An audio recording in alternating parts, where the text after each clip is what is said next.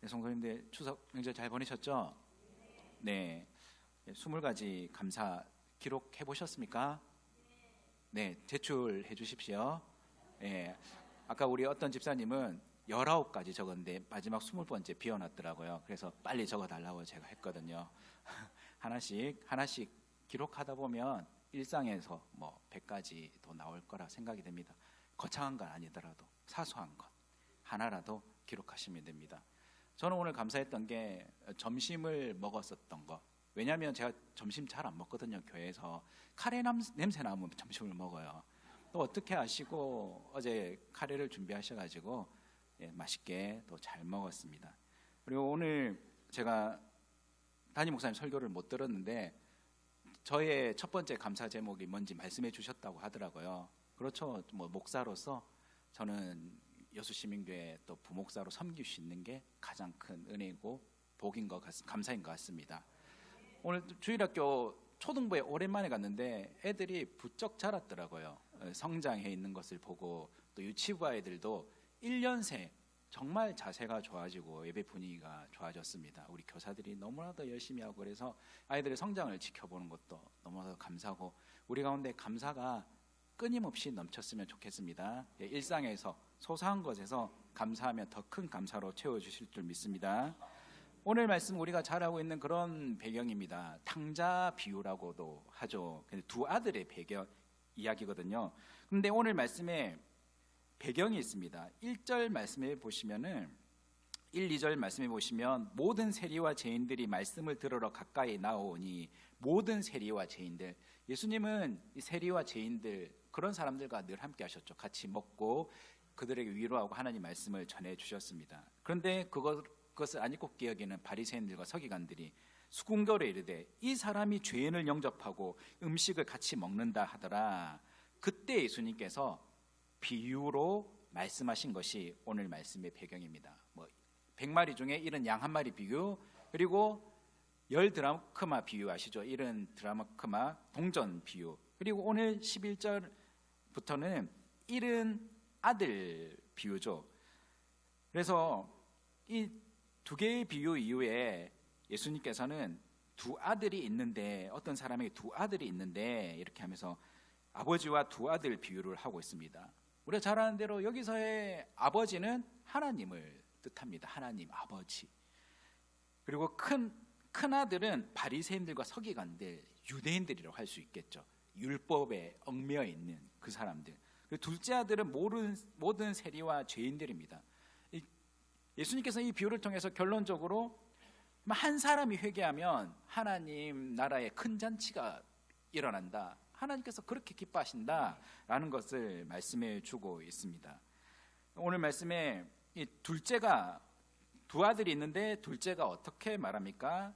12절 말씀에 아버지에게 말하되 아버지여 재산 중에서 내게 돌아올 분깃을 내게 주소서 하는지라 말씀하고 있습니다. 아버지 곁에 있기를 거부한 것이죠. 아버지를 떠나려고 하는 것입니다. 여러분들 아버지가 멀쩡히 살아 계신데 나한테 돌아올 분깃을 미리 달라고 한다는 것은 참 엄청나게 큰 그런 불효죠. 유산을 달라는 것은 돌아가시기도 전에 유산을 달라는 것은 고대 근동에서는 있을 수 없는 일이라고 합니다. 오늘날 시대가 많이 바뀌었다고 하지만 오늘날 내 자식이 찾아와가지고 아버지 내게 줄 유산 미리 주세요 그렇게 말하면 저 같으면은 어떻게 말할까 한번 생각해봤습니다. 니께 어딨어 이렇게 말하고 너 키워준 값 다 내놓고 가 그렇게 말할 것 같습니다. 오히려 괘씸해가지고. 그렇지 않겠습니까? 아버지는 필요 없고 아버지 돈만 필요하다는 그런 의미가 되는 것이죠. 그런데 이 아버지는 그냥 그 살림을 각각 나누어 주었다라고 오늘 말씀에 12절 하반절에 살림을 각각 나누어 주었다고 기록되어 있습니다. 그런데 아들이 둘 있으면 첫째에게는 2목, 그리고 둘째는 1몫입니다. 둘째는 3분의 1을 가지는 것이죠. 3분의 1이지만 그 재산이 적겠습니까? 아니죠. 적지 않습니다. 많습니다. 둘째 아들이 이후 아버지 집을 생각할 때 내 아버지에게는 양식이 풍족한 품꾼이 얼마나 많은가. 아버지 집에 품꾼조차 양식이 많다는 걸 보면 아버지가 엄청난 부자라는 것을 알 수가 있죠. 3분의 1도 엄청나게 많은 재산임을 짐작할 수 있습니다. 그리고 그 재산을 다 정리해서 누가복음 15장 오늘 13절 말씀 보시면 며칠이 안 되어 둘째 아들이 재물을 다 모아 가지고 뭐 땅 팔 건 팔고 뭐 이렇게 다 재화로 만들어 가지고 먼 나라에 가 물려받은 유산을 돈으로 받고 먼 나라에 갔습니다. 먼 나라라는 말씀에 우리가 주목해야 됩니다. 이 먼 나라는 어떤 나라입니까? 아버지의 영향력이 미치지 못하는 곳입니다. 하나님 나라로 뜻하면 하나님의 말씀, 그 관섭을 받지 않는 곳, 율법의 적용을 받지 않는 곳이라고 할 수 있죠. 자신의 인생 계획과 세상에서의 일탈 즐기며 그렇게 나는 멋진 인생을 살 거야 생각하며 멀리 떠난 것입니다. 성도님들, 우리도 뭐 일탈을 꿈꾸곤 합니다. 그렇죠. 누구나 다 그런 생각을 합니다. 지긋지긋한 일상에서 벗어나 휴양지에서 평생 살면 얼마나 행복할까 상상하고 생각을 하곤 하죠. 에메랄드빛 바다에서 낮잠 즐기고 맛있는 음식 먹고 저녁에는 BBQ, 별 하늘에 보고 그런 상상을 합니다. 그래서 캠핑 도구 챙겨가지고 즐기면서 그렇게 멋진 삶을 살 것이라고 계획하고 상상을 하고 하죠.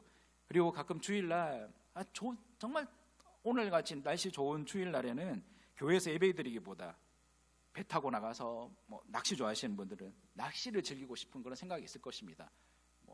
저는 낚시를 안 해봤지만 물고기 잡을 때 쾌감이 그래 크다고 하더라고요. 이 따만한 물고기 인증샷 딱 찍고 그다음에 회 바로 떠가지고 초장에 딱 찍어 먹으면 뭐 그것처럼 행복한 게 없죠. 그런 삶을 상상하며 살아가지 않습니까? 그런데 여러분들, 우리의 일상의 삶은 그렇지 않습니다. 얼마 전에도 아내랑 연휴를 보내면서 여보 맨날 이렇게 놀고 먹고 자고 그렇게 사는 사람이 있을까? 아니 나는 없을걸 그렇게 대답했습니다. 왜냐하면 며칠이야 좋지 그게 평생이 되면 아니죠. 그거는 그런 삶을 행복하지 않겠죠. 일상이 중요한데 우리는 그 일상을 소중하게 여기지 못한다는 것입니다. 휴양지에서의 아름다운 바다도 매일 보면 지겨워집니다. 자, 안 가본 데도 많아서 이제 나이아가라 폭포 보신 분 있습니까? 네, 그 보면 입이 탁 벌어진다고 하더라고요. 어마어마한 풍경 때문에. 근데 거기 점원들은 맨날 보는 거기 때문에 아무런 감흥이 없습니다. 항상 보는 거기 때문에. 저 담임 목사님 집에 가보니까 뷰가 너무 좋더라고요. 저희 집에는 혜태 아파트 중에 제일 왼쪽 끝머리에 있어가지고 마운틴 뷰거든요. 목사님 집은 오션 뷰입니다. 16층에 우와 눈이 동그래져가지고. 그런데 사모님하고 목사님하고 하원이가 뷰가 좋아요? 저희는 잘 모르겠는데 그러더라고요. 항상 보면은 이제 그게 감흥이 안 오는 거죠. 그렇습니다. 우리의 캠핑도 하루 이틀이면 좋지 자주 다니면 귀찮고 지겹습니다. 여러분들 중에 비싼 캠핑 도구 샀는데 몇 번 쓰지 않고 집 창고에 처박아 놓으신 분, 아니면 당근에 파신 분들이 있을 겁니다. 그리고 주일 예배 시간을 떠나서 커다란 물고기를 잡은들 잠시 기쁘지 그때뿐이지 금세 마음 한 곳은 허전하기만 하죠. 그리고 더 큰 물고기를 잡기 전에는 전에 느꼈던 짜릿함은 이제 찾아오지 않는 것이죠. 정말 소중한 것이 무엇인가 이 둘째 아들은 몰랐던 것입니다. 정말 소중한 것은 내 집이고 나의 가족이고 나의 일터이고 주일 함께 예배드리는 성도들과 교회가 소중합니다. 일상이 회복되어야 우리가 특별한 날도 소중하게 되는 것입니다. 일상의 삶 가운데 휴가를 얻어 여유를 가지는 것은 정말 좋은 일이지만 일탈이 일상이 될 수 없고 일탈이 행복이 될 수는 없습니다. 둘째 아들 아버지 집에 있어야 할 때는 아버지 품 안에 있어야 하는 것이죠. 하지만 아버지의 때와는 상관없이 그 자신이 아버지의 계획과는 상관없이 아버지의 곁을 떠나려고 했던 것, 이게 불행이고 둘째 아들의 착각이 여기에 있는 것입니다. 아버지를 떠난 자신이 설계한 인생을 살면 행복하다고 생각한 것이죠. 우리의 마음이 두 번째 아들의 모습이지 않는지 비춰보게 됩니다. 예수님께 나와 하나님 아버지께서 주시는 구원의 기쁨과 평안, 참 사랑 안에서의 교제보다는 다른 것을 구할 때가 많습니다. 그리고 하나님 없이 뭐 돈이나 명예나 건강, 자녀가 잘 되는 것이 더 행복하다고 생각하며 살아갈 때도, 그런 생각을 할 때도 있는 것이죠. 다시 말해서 하나님보다 하나님께서 주시는 다른 어떤 것을 구하며 살아갈 때가 참 많이 있습니다. 하나님의 뜻과 하나님의 시간과 하나님의 방법보다 내 것을 구하며 살아갈 때가 참 많이 있죠. 세상에 어떤 것을 많이 가지면 하나님 아버지를 떠나서도 잘 살아갈 수 있을 것이라고 그런 착각 속에 살아갈 때도 있습니다. 하지만 예수님 분명히 말씀하셨죠. 나를 떠나서는 너희가 아무것도 할 수 없느니라. 이 말의 뜻은 무엇이든지 할 수 있겠죠. 할 수 있지만 예수님을 떠나면은 무엇을 한들 허무하다는 말씀입니다. 무엇을 한들 예수님을 떠나면 참 행복과 기쁨은 없다는 말씀이죠. 결국 아버지를 떠나 먼 나라에서 멋지게 살아보겠다는 둘째 아들은 어떻게 되었습니까? 누가복음 15장 14절 말씀해 보시면 다 없앤 후라는 말씀이 맨 앞에 있습니다.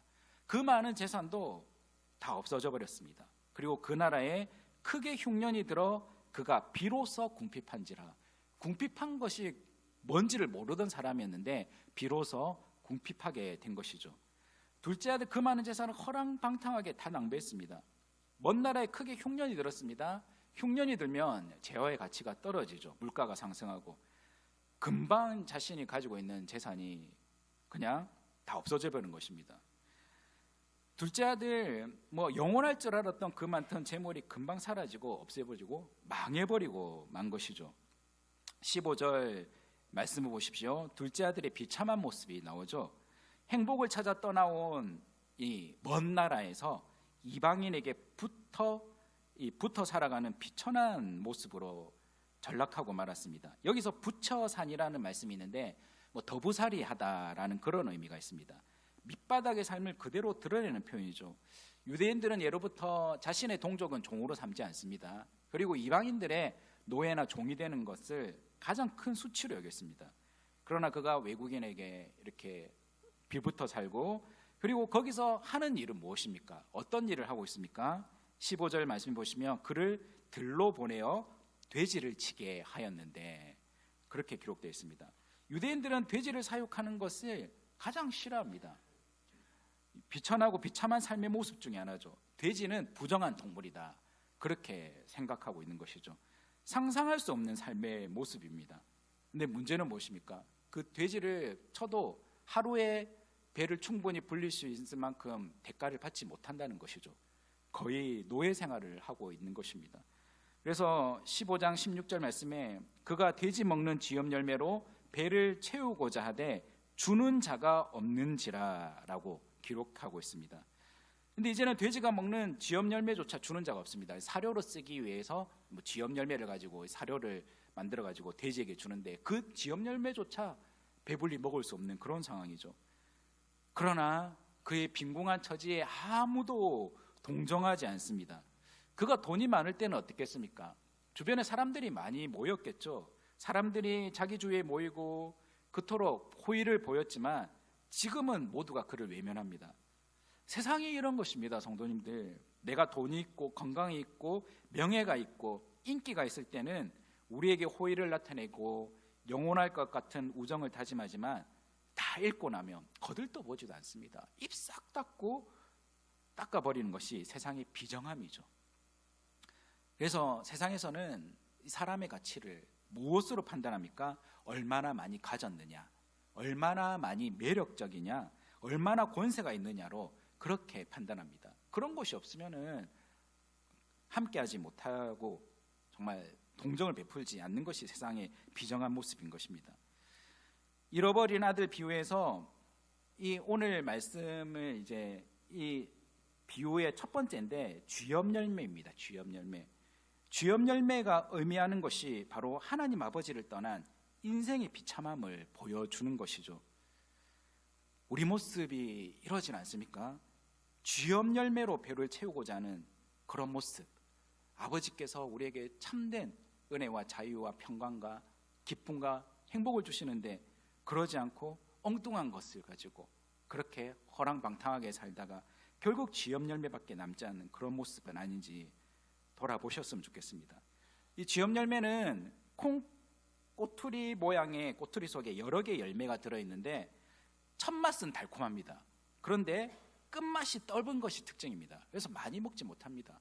예수님께서 이 말씀을 비유로 주셨다고 했지 않습니까? 적절한 이 비유의 말씀 속에 단어가 바로 쥐염 열매인 것이죠. 쥐염 열매. 하나님을 떠난 사람의 비참한 모습을 쥐염 열매로 예수님은 표현한 것입니다. 마약이 그렇지 않습니까? 처음에는 막 공짜로 줍니다. 정말 좋으니까 같이 해보자고 꼬드깁니다. 그런데 거기에 중독이 되면 어떻습니까? 극심한 통증이 찾아오는데 그 통증을 없애기 위해 또 마약을 맞아야 됩니다. 그 주기가 점점 짧아지는 것이죠. 그래서 마약에 결국 의존하게 되고 사람은 피폐해지게 만들고 죽기도 합니다. 오늘날 하나님을 떠나서 아니면 하나님 보시기에 분명 옳지 않는 행위에도 불구하고 우리 가운데 은밀히 즐기고 있는 죄의 모습은 없습니까? 하나님을 떠나서 하나님을 싫어하시고 슬퍼하시고 분명 성령님께서 우리 마음 가운데 야 그건 아니잖아 라고 말씀하시는데 내 욕심과 고집 때문에 내려놓지 못하는 것은 없습니까? 하나님의 뜻과는 상관없이 즐기는 그 모든 것은 허무하기 짝이 없습니다. 순간 즐거움과 만족함이 있을 수는 있겠으나 그 결과는 손에 쥐고 있는 쥐염 열매와도 같습니다.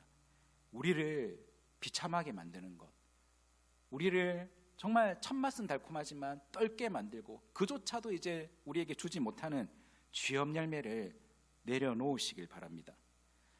결국 나를 비천하게 만들고 열매 없게 만들고 고독하게 만들고 우울하게 만들고 후회하게 만들어 비참함만 남게 만드는 죄악을 과감하게 버리시는 저 여러분 되시길 바랍니다.